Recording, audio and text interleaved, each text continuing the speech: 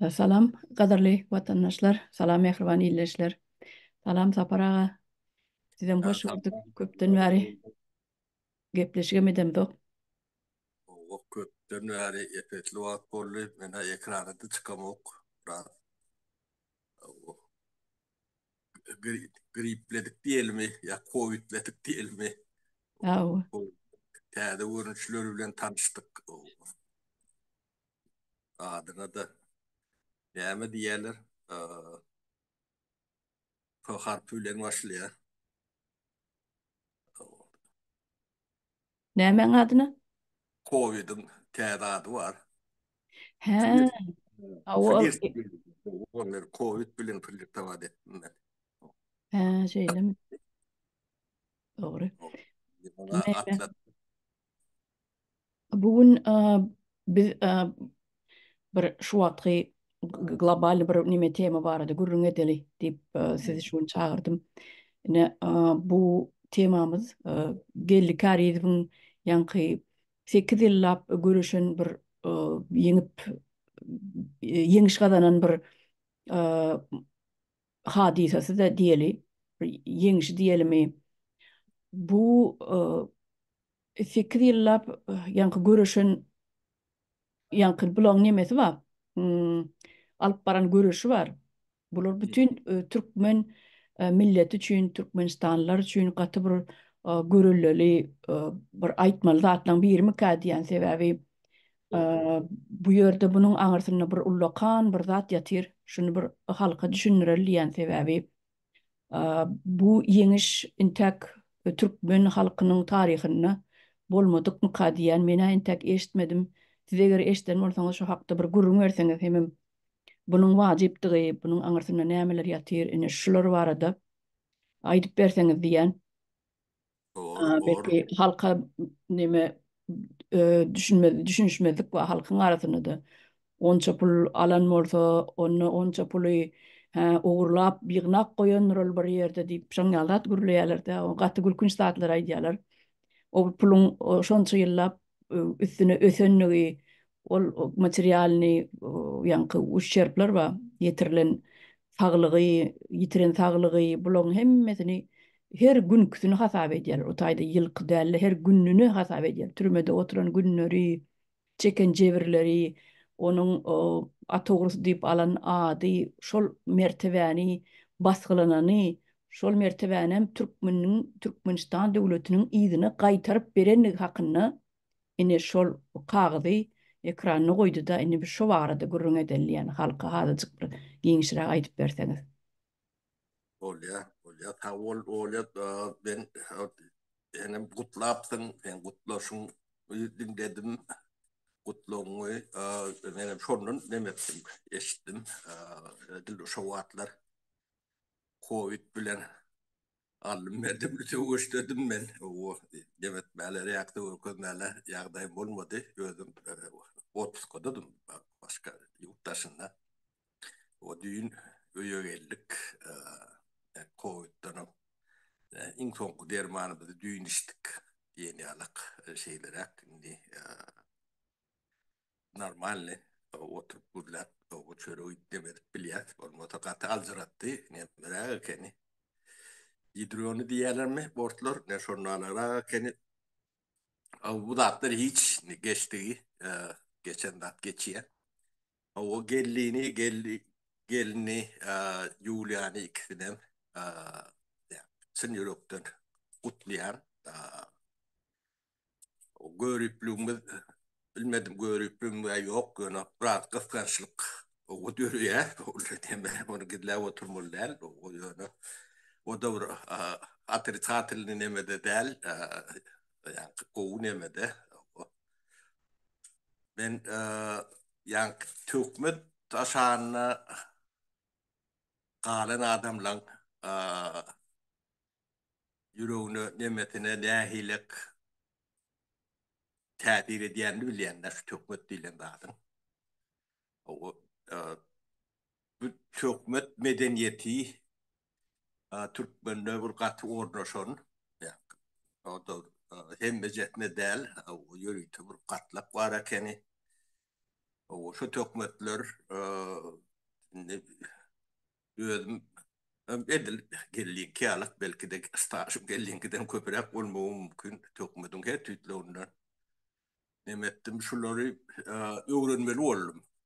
Şu tökmet medeniyetin taşıyıcıları var da şular kimler nerelerden geliyor nedik geliyor neymiş için ne diyorlar yönü temamız bugün o değil o zatları son son kan gurrun ders bulun hem yerin tepini açar yönü geldiğin görüşünün son neticeli oturmasını kutlayan o sen yürekten kutlayan bu şeyle bu lokandığını yakı ol pul meşhurun nemetinden hem değildir pullur o yani bu ulu pul olan son bunu ulu pulum yürüte dendirler tevavi ulu pul olsa alıp bol yani. Yani pul çözmese ulu pul çözer diye. Pul çözmese ondan ama ulu çözer diye. De. O şeyle o düzgün vardır. Şimdi 7 milyar demek katı lokantı olmadır. Bir bölücüğünü veren de yani Türkmenistan'ın bir yerde kıyımlayan yurttaşına aktif var orada üstüne çöküp biliyorlar da. Şey diyorum alyalar karaklarına batıp şakır şakır ediyor alyalar. Onun bine gelip bilyendir advokatlar bilyendir bölümüne matlagat verir. Şunu söke alınacağını ben ulu anamım var. Bu şeyle de bor. Yönü bu iki yol var. Yoluna geleli. Biri yak Türkmen devleti bir normal devlet diyalak.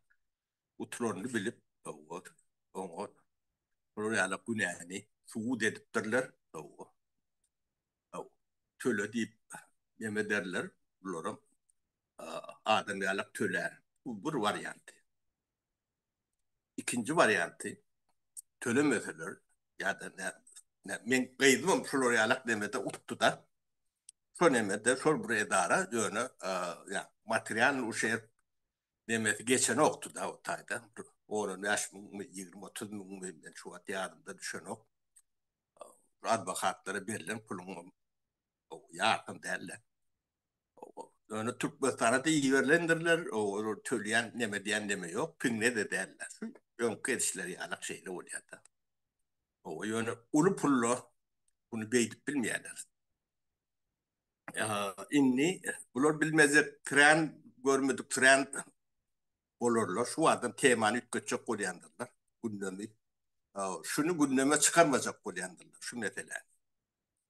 Pinetten bulon hem oyunlarını bir katı işten biliyetse. Bunları özümüz yetiştiren yalak köpüsüne. İnniki yetecek bir 10 göçümlü yönünden tanığa buraya köpüsüne. Son için iyileşlemede dön düşünmesi için gurrun vereli. Ne Türkmenistan'da bir kliptokratya varlığını hem de raddine yatal yol bilen bolmayanlığını hem bir kişi biliyor, dünya biliyor. Şimdi geldiğin kazanan tuğması geç tuğma değil 7 milyar kat ulu tuğmadır. Şunu toparlamak için Kurban Uly'un tasarrufta hatalarından son çöpül olmadığı mümkün. Bunu ne derler? Ne? Türkmen uyruklu diyeli. Yani Fred deniyeti. Yemedi. Türkmen olan biznes ya da mal pul aktif eğileri yurttaşın naklan hem becetin nemesine aret gelir. Birden gelir hem becetin. O onun içinde bunu ne adık kazanının değilen kanunları vardır. Hep devletin önüne uğrayan şeyler, eklemeleri vardır. Son suud edip bilmediklerin hem becetin pulu yankı hata geçer. O şey gibi yığınarlar Ya, bir yıl, 2 yıl, 3 yıl hiç nemesi yok bular, kovulukmadılar. Sebebi onu organize edeceğim, ulu pulu karşılığında organize ediyen profesyonel demeler oluyor da. Ne, bu pulu şeydip alırlar. Alınacağının nemesinin hiç nemesi yok. Yani bir Muhammed için bundan ağır devlet havar var da. Şimdi Berdi Muhammedov kim? Resmi şeyle TR'dendir. Türkmenistan'ın prezidenti. Biri önkü prezidenti, ikincisi. O da Berdi Muhammed yani prezidenti. Yani kağıda var yani. Yani Türkmenistan'ın komünist Demokrat Partisi yalık da kağıdın üstünde demokrat ya da. Bunun prezidentliğim şoğun mendeşerek şeyle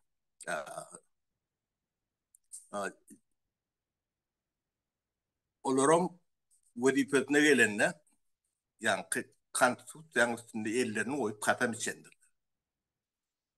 O şonu devam diye ben konstitusyon vefalı olacağım. O şu halkın nimetine, hizmetine olacağım. O katamını dinleyip görürsünüz. O konstitusyonumu okuyup görürsünüz. Konstitusyoda devam değil yani. Şimdi konstitusyon geçmeyken ben yani yürütülen hem becetini bilmeli, sözlemi, cümleti yani fikri vardır. Yani konstitusyon primo действие değil ya da yani yönü hareket eden bir kanun. E, Yani konstitusyon içindeki sözlümün ikmanı yoktur. İkmanısı ya eyle ya beyle iki yana çekilecek nemeleri, düşünceleri kendi içinden araştırılandır. Onun konstitusyoda neme yazılayan olsa şu durmuşa geçiyendir. O şu tayda adamların hakkı hukuku yazılan olsa o adamlar, insanlar ya da yaşayıcılar konstitusyon aşanlık yaşayıp duran adamlar konstitusyon tuğdu arz ediyen, edip bilendirler. Şu tayda neme değilen ortada bana misal için yaş 10 yaş 20 yaşındaki oğluncuk. Ben bilim alma kanton hukukum var diye de kanton diğerden yaşlılar ağlar bilim alma hukuku vardır. O, ben bilim alma hukukumu ne, yoldaş prezident ya da yoldaş stüdya ya da yoldaş milise kim olsa o kim ketne yani çeklendiriyen olsa gün arda ya da şu orada arda da günü cevap verilmelidir. Ertiğe oydum, vaktimiz olmadı, bunu başka bir seyretmeli yok.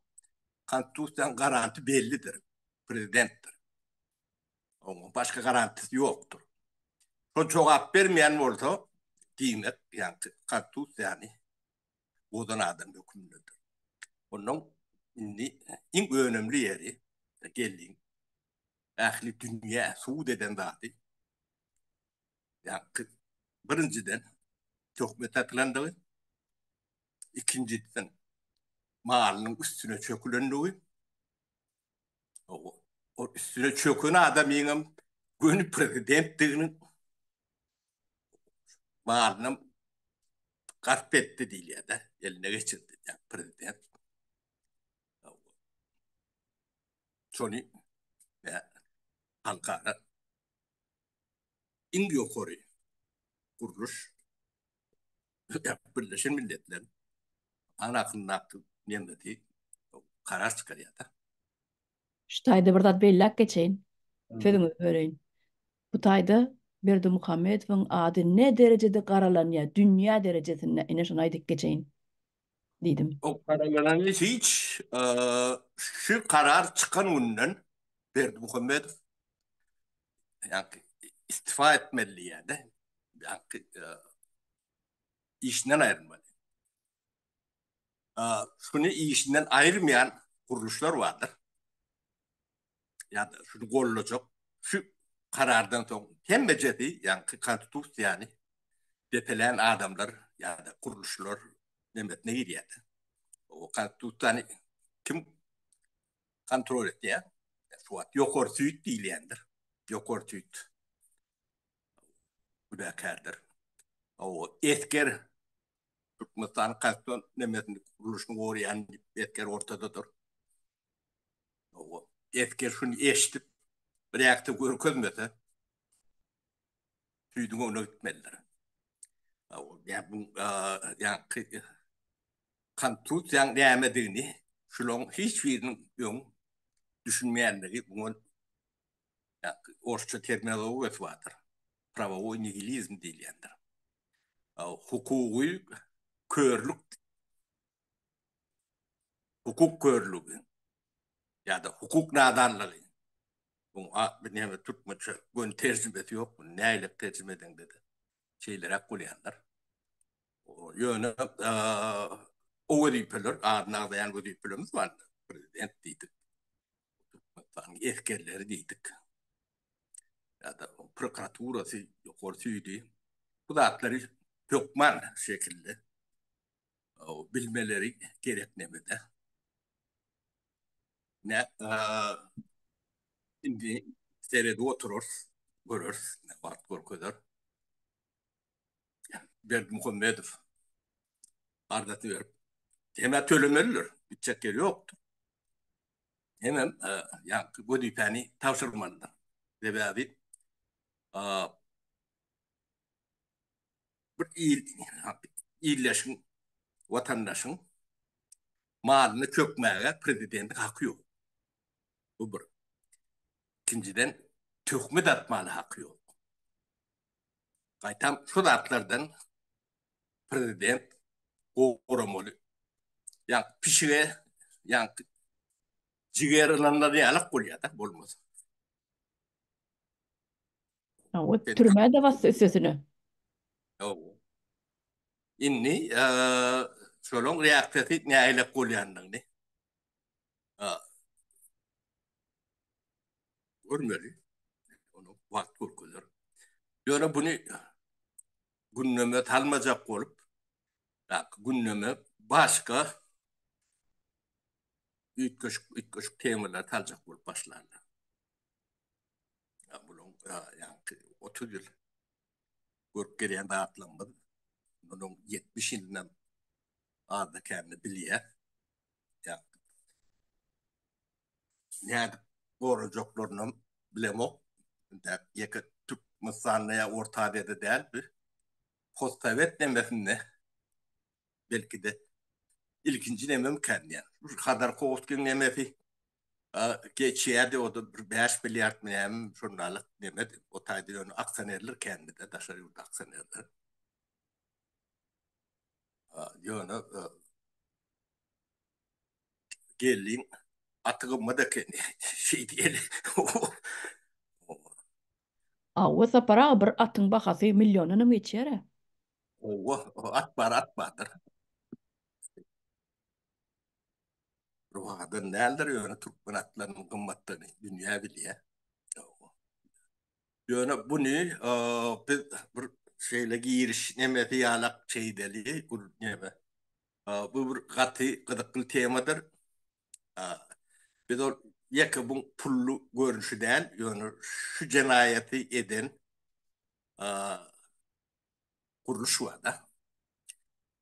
Yani Türkmen medeniyeti götürülen bir katlak vardı Türkmenistan'da. Yani, onlar yörükte bu tire yalaktır. Yani, oncuk bu tarifler diyete. Bunlar Türkmen'in yani Bulgar'ın şarikleri tipinde olmalılar. Bunun hem de katı bellidir. Yavaş yavaş bunun atlarını ekrana verip başladık da. Murat Bey soğukluğundan Murat Garif'ine çeldi. Oncuk Mutayim'ine çeldi. Oncuk Mutayim'ler katı kendiler yani olan hem beti bir cemiyete delilli dime de belki de yanlışlık olmağı mümkün yani yani propaganda neme için yetiştirilen adamın kanı katı kendine son yani 70% kovu palajitil yani 30% ervet diyende de şu 30% eğer buluken neme oluyor da o bunlara tavet doğrunda o görüntü adı var. O baytı ideologisko fronta dip. Bunlar kimler? Diyalog öyle meşgul oluyor. Kadiyet, jurnal, işgərləri, yazıcılar, pozcular, men jurnalist, men näme edebiyatçı, men kritik, näme diyenler hem becet şu ideologik frontun yetkerleri. İnni dövür ütgütü, Sovet Sovyeti yıkıldı. Cedir edip gören adamım yok. O suud etme, derurluğum yok. Sovet Sovyeti'nin yıkılandığını dünyada Türkmen'den başka bilmeyen adam yok. Türkmen bilen o ken. O bu yıkılan oldu. Bu siyasi sistem adam çöktü demek. Bu iktisadi sistemim çöktü demek şeyler. Bu hukuk ya da kanun demesem çöktü. Onun son emelerde yani kudipelerin yerine yetip böyle emeler var da. Onun funksiyonları ütlemeli. Yani bu da atları bolması için ilk filak adamlar tarih bilen, geçmişi bilen yüzleşmeliler. Hünerinde de şeyle oluyanlar. O yüzleşmesen sen çok hüneri devam et. Geleyen demek de. Onun yani burada da düşünün. Eğer yani postavet demek içinde toplumla yani republikanın yani devletin diyelim. Yani tarih bilen yüzleşme meselesi. Gün tertibine çıkmayan olsa. Siyasi reformu gün tertibine çıkmayan olsa. İktisadi reformu gün tertibine çıkmayan olsa. Onun kanun reformular gün tertibine çıkmayan olsalar bilin ki yurdumuz intikam düşmanı elindedir. Bu başka nimeti bulayan neler? Düşündüğü şey yoktu. Başka. Bunu yok eyledik. O adamdı, erved adamdı yok. Yani naydan ağda sistem bulamız var. Tabii. Yok ol gitti. Ondan sonra hem de nereden vurdu? Seni ya kâde devlet o bir. İkinciden sen başka bir sistemin içinde yaşap, işlep, gören bir düzgün içindeydin. Sovyet Sovyeti. Plan ve ekonomikan içinde. O yok. Demek bazı adeti olmalı. Selam. Onu kaltutsuz diye. Siz yani bazı adetine geçmek var adı. Bilgini mekteplerde, yukarı uzaylarında Türkmenistan'dan 30 yılda okudulayan yer var mı? Yoktur. Sesiniz ütgödü. O zaten bana daha diyenler bağışlan. Ana düzelli. O yeme okudulan yer yoktur. O ne hem için dili doğru çıkan. Ya tiyatro horman ne hem edin o şu ne seni ne hem edin bilen adamım yok. Katı gendir. Demek ön sistemi devam edip geliyor. Ne şulon öňkü sisteman dowam edip gelýäniň düýp sebebi ýa-ni Türkmenistan'da haram nälimdir. Yani yurdun başında Komünistik Partiýanyň birinji sekretary galdy. Şeýlem. Düýün birinji sekretary bu prezident adyna Onun yani Komünistik Parti var da. O bir günü Demokratik Parti oldu. Onun başına kim geçti? İnstitut Marksizma Leninizma rektörü. Oncuk Musayip geçti. Bunlar bir günü ne edip büyütkep bilyeler. O dilen torular ortaya çıkıyor. Yani bulun sınıfı düşmanları vardır. Sınıfı düşmanları kim? Yani kağıdan dağıtılımız var. İktisadi reform edecek olayanlar. Şunun sınıfı düşmandır. O siyasi reform edecek olayanlar. Şunun sınıfı düşmandır. Hukuk reformasını edecek olayanlar. Şunun sınıfı düşmandır. Yönü düşman ne? Sınıf düşmanı.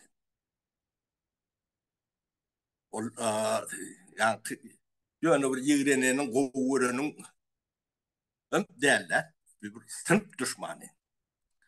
Yani vatan töyün vatan için görüşen adamları basbaçı dileyen orada o eyлекleri terörist ya uğur değiller de. Bu hattına sonra alak. Otu dil. Onun halkım dünyanın yani alak edilir de. Yani, şu halk matlagatını görüm.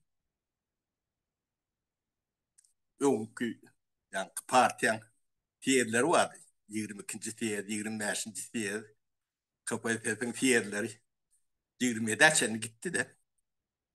Sonra Hatem metir bir eşin doğruna knemeleri teyretseniz edil şu hatkı halk matlagatı yalaktır. O yönü halk matlagatını o bırak milli neme yoğur değilip yani onçuk musayfı neme verilendir. O millilik nehilet demetmeli. Onun içinin mazmunu önemli yok. İnnem molmoller mazmun yani fasadına olmalı. Telpek doğun akıyın aç. O sakallı adam şolur yalak. Değil mi? O çapak çallıyla çapak çalmalı. O yaşatın prezidentimiz diyenler demek ki ağzı bir kıyırmalı. O ya düşmanlara tutulanı da aşağı öldürmelik kıyırmalı. Orada şeydi kıyır yarar. Bu da aslında hem de taknadır. Buna dünyanın anlamı için, halk anlamı için ediyor. Bu hem yalan hem tuzaktur. Ödem Türkmen'in ıkbalının pelek yeri ne sıcak yerde oturan. O şoň büyük demeti yani ideoloji frontun kahramanları vardır. Oncuk mutayipler. Beyleki nemeler. Olara şu uruşun kahramanları ya da tövüşçüleri şunu giymeliler tevavi yani öz kârleri bilen geçmişleri bilen 30 yıllar yüzleşen yok. Hey eşitip bildin bir jurnalistten men Sovet döwründe bize şuraya propaganda ettirmeye mecbur edýärler. Biz şondan tersine nemetdik. Yok.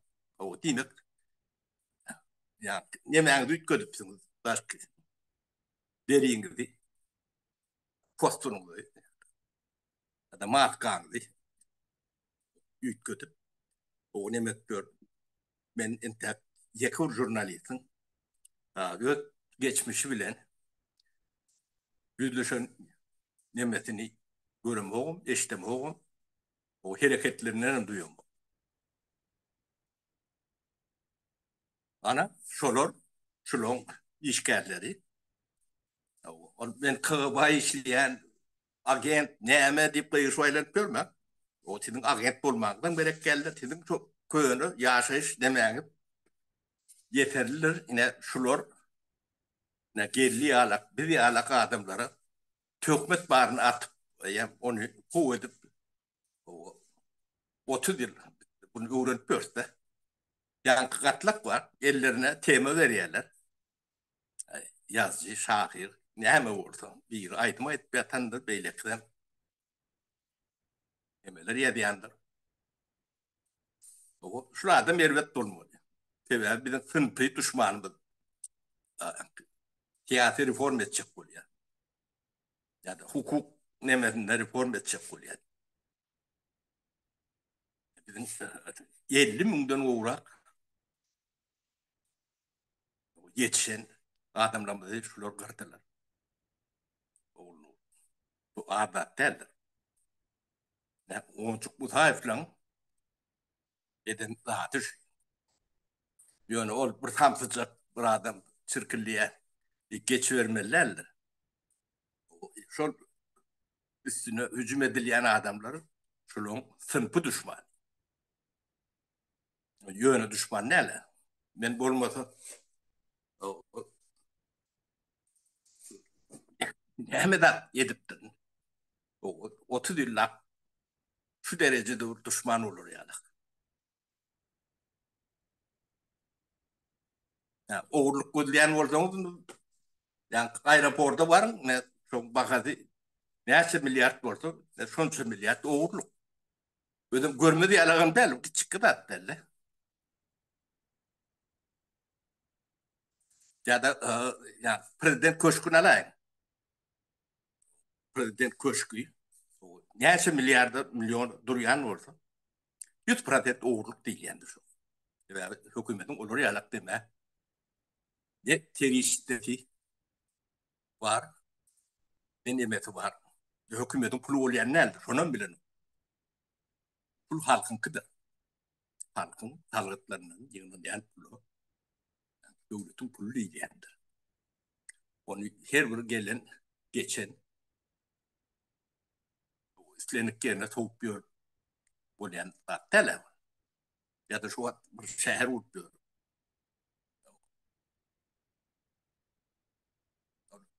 Hükümetin pulunun olmayandan bilen olur. Yani şu yani, pravo İngilizmin içine giren zatlar şu an. Ne? Sorun orada ne bedeyin ben Ha değil o çok ha o Kulaklar neme? düşünüp yok düşünüp olmadım. Yok atık o düşünürdünüz. Cik çiğnep o edip düşünürdünüz. Şu yerde bizim 40 munda yetiptir de vaktimiz azırak. Şoň üçin bu gepleşi gyzgarak tutup şu yerde tamamlasak, soň ýene dowam edivermeli olur. Sebäbi bu iýdiken diýdiňiz-de.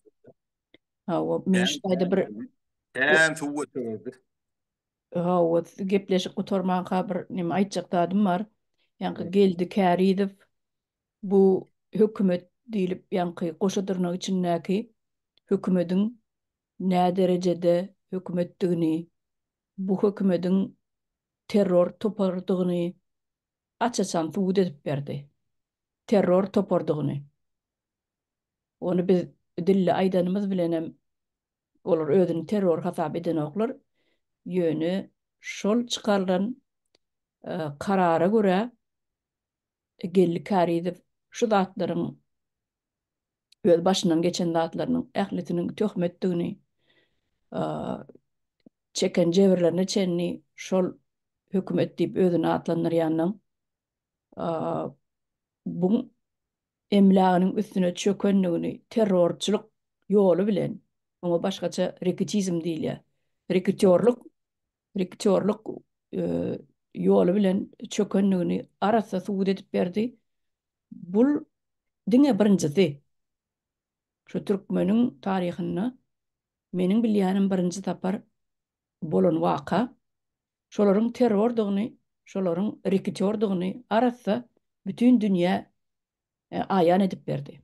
Ne şoňa da men berekella diýen inni göreli bakaly bu terror topar terror hökümet soňy näme boljak, soň näme hereket etjek. Çarpınarlar, urunarlar, bizeyle del, beyle del diýen ýaly ýa-ni siziň aýdyşyňyz ýaly temalar başga ýarasa gorlar. halkyň ünsini tögjek bolarlar. Ýene bir zat oýlap taparlar. Gara üns şu taýdan aýrylyp başga ýana geçer ýaly. Oňa da O diýemem. halkdan feresap bolmaklaryny duýdurasymyz gelýär. Aýdy beriň. Ya diýemem bu temany atyp durmalylar. Ya şu tema Berdimuhammed Rum tahttan çekilmedi diýmekdir. Ene. Tahtta yankı garakçy, tökmekçi, riketör oturup bilmeýär. Olaň yer türme. Şonu demedeli. Halkyň etmeli zady şol. Temanyň uşgunlary ýoly nemeti kän. Onu kän tek gurruk etmeli. Ýöne gündemden düşürmeliler. O iyileşlerinden haýyş şu. Doğru oýlap uturaýaly. Ha o bir mund wagtymyz galy gutaralyň onda. Sag bolun. Oýlap oğlum taýlykda görşeliň. Sag bolun watandaşlar hemmäňiz sag oturun.